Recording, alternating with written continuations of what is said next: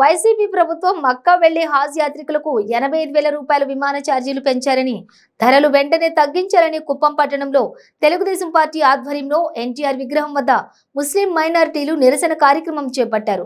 Has యాత్రికులకు YCP ప్రభుత్వంలో అన్యాయం జరిగిందని కుప్పం నియోజకవర్గం టీడీపీ మైనారిటీ విభాగం అధ్యక్షులు జాకీర్ ఆగ్రహం వ్యక్తం చేశారు.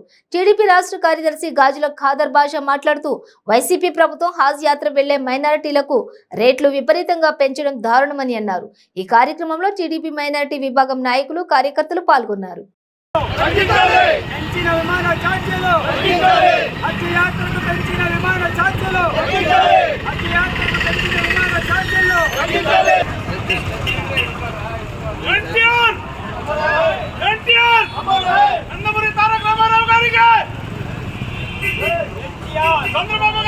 ముఖ్యమంత్రులు ఎవరు కూడా ఈ విధంగా ప్రవర్తించడం లేదు.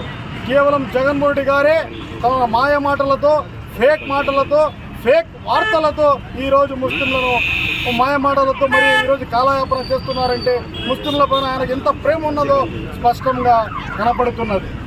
అదేవిధంగా నిన్నటి దినాన మైనార్టీ మరి మంత్రి అమ్జద్ బాషా గారు చెప్పారు, మరి మేము కేంద్ర మంత్రితో కలుస్తాము, స్మృతి ఇరానీ రాగానే మేము ఈ సమస్య పైన మాట్లాడతామని.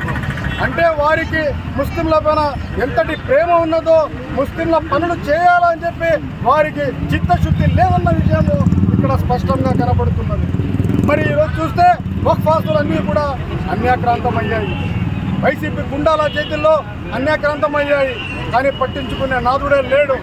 మరి జగన్మోహన్ రెడ్డి మరి చూసి చూడనట్టుగా ఆయన ఉండిపోతారు. పాదయాత్ర సమయంలో వక్ఫ్ ఆస్తులు మరి బిగ్గరగా చెప్పాడు.